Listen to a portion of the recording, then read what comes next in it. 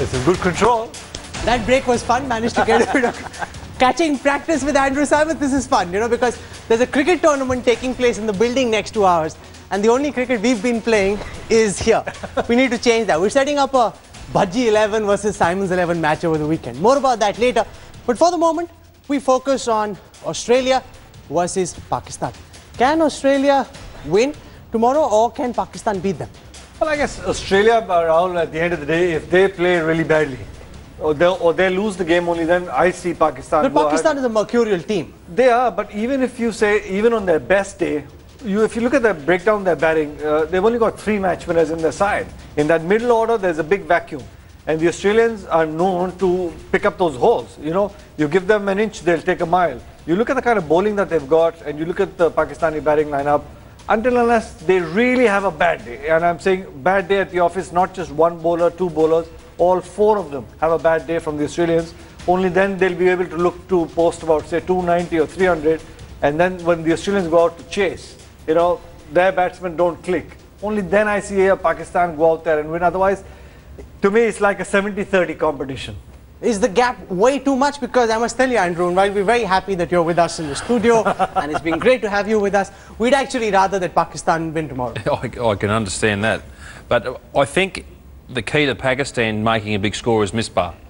If he can make a big score, he's the glue to that Pakistan side, and he's their real leader with the bat. So if Australia can get him out cheaply, I don't think the Pakistan batting's got enough quality in it to take on your Johnsons and your Starks and really post a big total. Okay, let's take a look at India's challenge. Now that we're in the semi-final, how are things looking for us? Here's a report put together by our sports desk.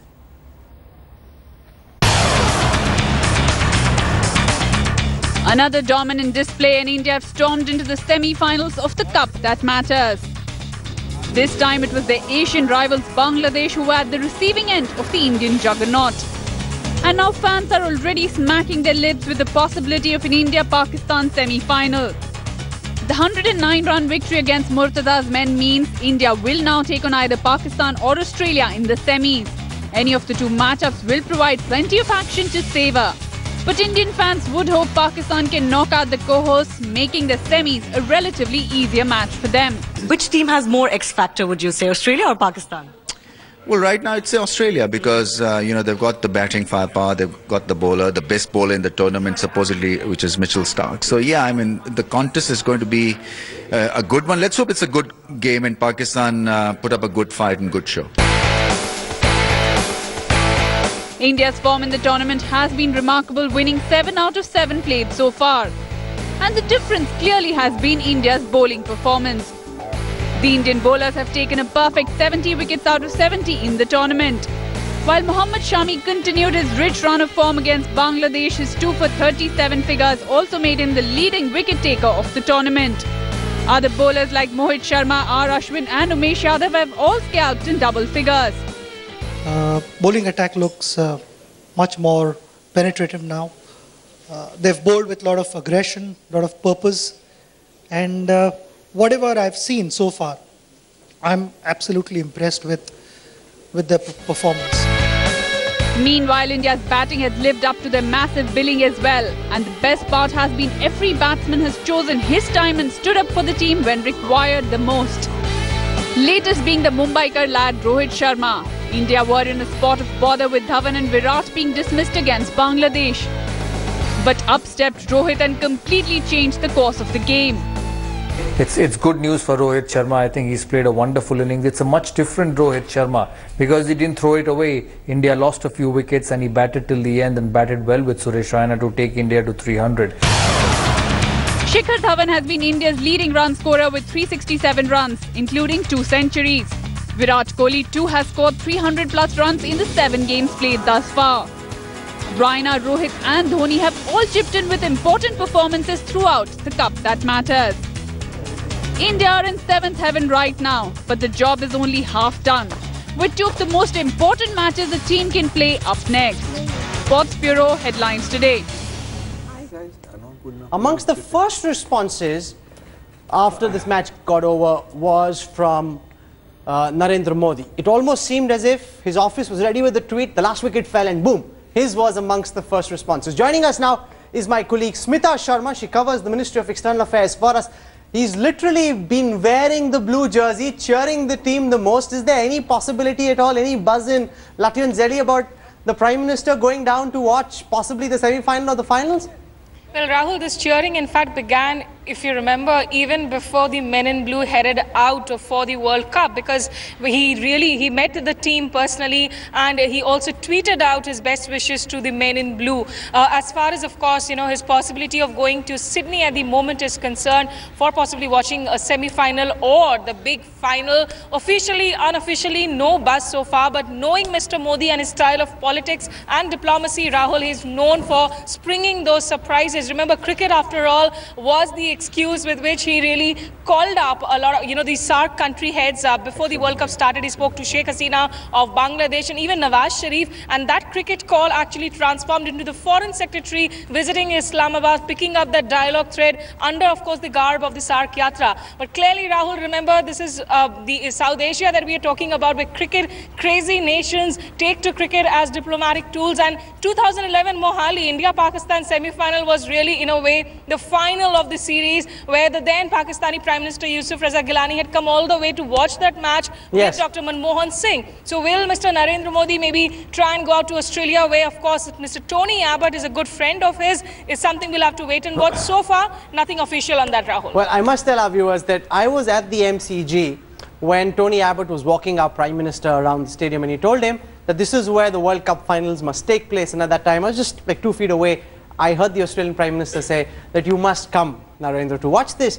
He said, yes, I will, yes, I will. So that possibility, at least whether it was just for courtesy, but wouldn't it be fun if Narendra Modi goes down, or would it just make the team more tense than they would be otherwise? I don't think so. It doesn't matter to them? No, not at all. I think whatever's happening when you're outside that field of play, Rahul, maybe, you can think about it as a player, but as soon as you enter the field of play, once you step foot Quite a within few of the room, boys, I'm told, are big Modi fans. Oh, absolutely, I'm sure. He's a very popular leader. He's done well.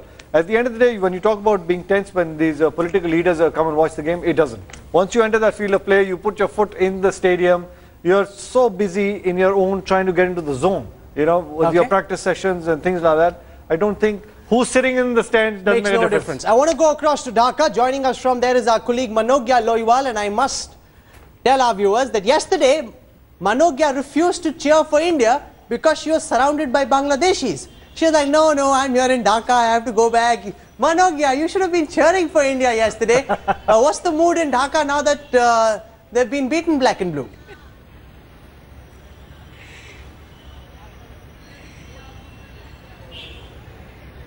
Well, Rahul, I'm the lone person smiling today, and I would be the only person smiling out throughout the night today, because I'll be the only person celebrating the victory of India in Bangladesh. But we have with us a very somber mood in the people here, and of course very, very gloomy streets here in Dhaka. I have with me the Member of Parliament, Madam Sabina. Ma'am, give us an idea on what is the present situation, and of course the mood is very somber here and not something to celebrate in Bangladesh at least.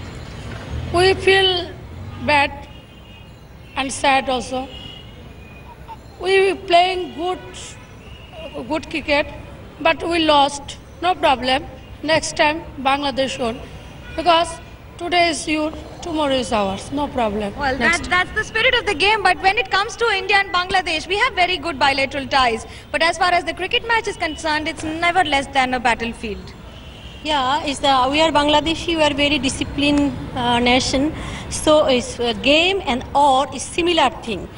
So our players, our Tigers, they lose the British players. So our Tigers thought that Indian players are same neighbors and friends. So they are not that careful, and they played. They thought we were very confident. They lose the British player. So Indian player is our neighbors and a friend. And it was a very game and seriously. But we thought such empire did something. Well, we have a lot of people who want to talk about the umpiring in the game, and you have complaints about the umpiring today. No, nothing else like that. I think that India batted well, bowled well, and they have won the match. And wish good luck, India, because Bangladesh will play again like this. And I think that in future Bangladesh will gain. But the last question, we won't give it back. That's what India said, and Bangladesh has given us one more step ahead towards semi-final. You know, today Bangladesh has lost game, but we are very proud because we are playing quarter-final. So hope in future we are on World Cup. Our all players is very good performing. So we are appreciate our player. That comes from the fan of Shakib Al Hasan, and of course the land of Shakib Al Hasan, and of course Murtaza and everyone here who have been celebrating till yesterday and very somber mood but today. Bangladesh can actually go back with their head held high because they weren't pushovers. Earlier, a match against Bangladesh was a no contest. Even till about the 25th over of the Indian batting, they were making us sweat seriously. Well, without a doubt. And there was that brief period that had that partnership not brewed between Shikhar Dhawan as well as Suresh Raina.